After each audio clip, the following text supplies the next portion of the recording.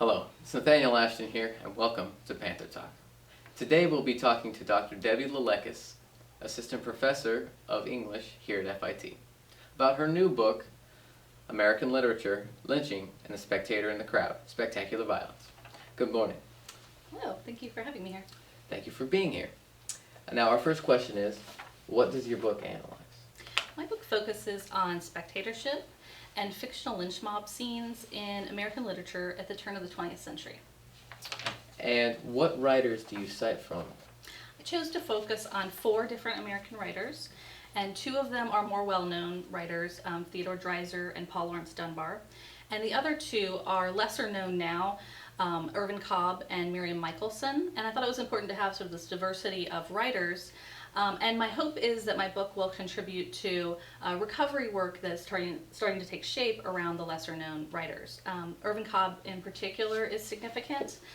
He was often compared to Mark Twain for his humor and his style, and both Cobb and Michelson were best-selling popular writers during their time period. They're just not as studied anymore as part of our traditional American literary canon.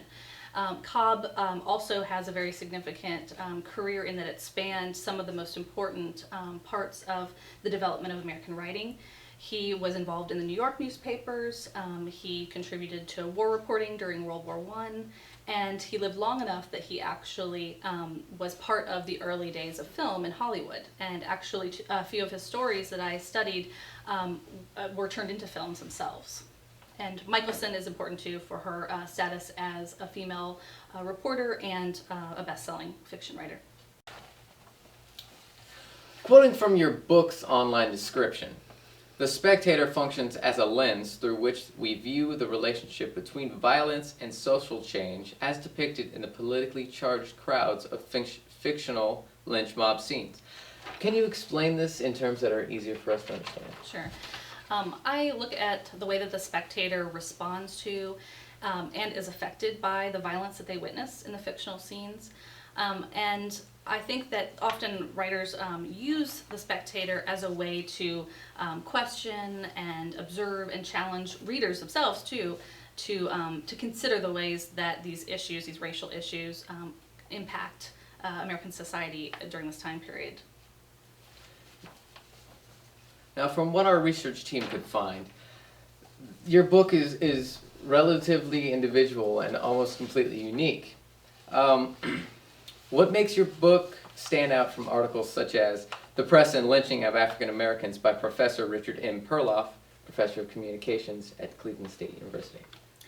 My study distinguishes itself from others in that I bring together lots of different threads. So Dr. Perloff's article is a really great resource, and I looked at lots of research like that.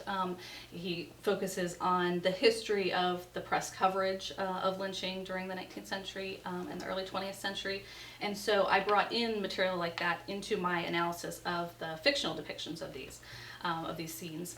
And I think that that's important background information, sort of the cultural studies aspect of my book as well, bringing in those elements. And there's been other work done by historians on mob violence and vigilantism, and some literary work done on crowds and depictions of crowds in literature in general. But I feel like my book brings together all those threads in new ways. Yeah, I feel it does too, because there's a lot of information out there that has to be pulled together for us to fully understand. Now, this book focuses on the spectator because he or she is within the crowd and apart from the crowd at the same time. Now, how does this point help the overall theme of the book?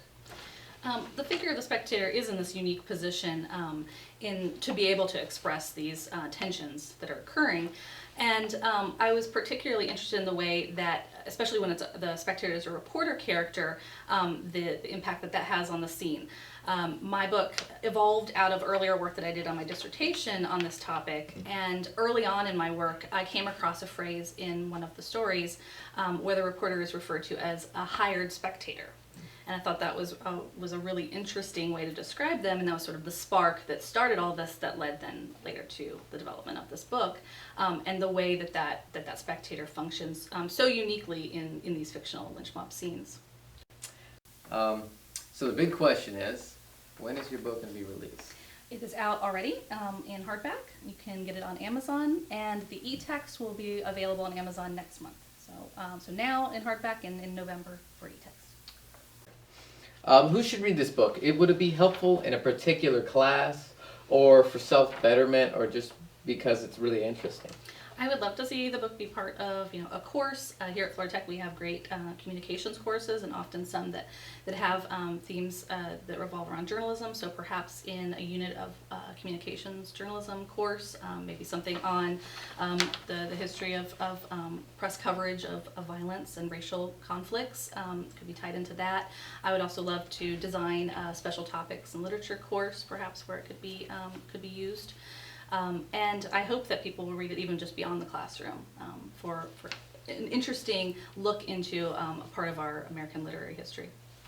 So how does it feel to have written something that, it might be a part of a curriculum at FIT? It's very exciting. This has been just a really amazing experience working with my editors and the whole process of bringing together a project that started many years ago and seeing it all come together between the covers of my book. Now earlier we went into the significance of them being reporters in the literature. Why is that so significant? A lot of the spectators that I encountered were reporter characters, and I think that that's not surprising given that during the 19th century there's this explosion in journalism.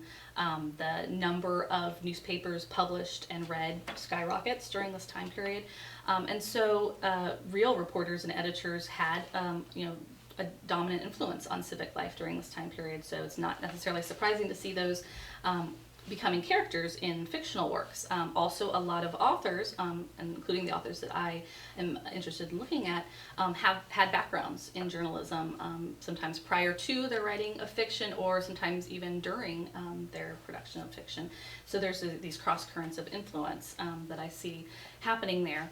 And often with cases of lynchings or racial violence, in these fictional scenes, a lot of them tie back to the actual journalism that a lot of these authors participated in, either directly covering lynchings or racial violence that they then drew upon in their fictional scenes, or the amount of journalism that they probably were exposed to and read during this time period. So all of those things influenced, I think, the fictional depictions that ended up in the pieces of literature that I look at. And so I think that that's a significant element of the book as well, bringing in those backgrounds. A lot of these authors are most successful in their fiction when they return to themes and issues that they encountered earlier in their journalism, and then explore in new ways. I think the limitations that journalism during the 19th century had for writers, that often lynchings were required to be reported in very formulaic ways, and so when those authors revisited these themes in their fiction, they were a lot freer to explore these themes. Well, there you have it. Go out and get your copy of American Literature, Lynching, and the Spectator in the Crowd, Spectacular Violence, now. It is available on Amazon in hardcover and will soon be available in an ebook form. This has been Panther Talk with your host, Nathaniel Ashton. Special thanks to Dr. Debbie Lelekis for being here and sharing her book with us. And if you would like to share interesting stories or maybe be interviewed by me, go contact us at fitv.fit.edu. Until next time, I will see you in the next video.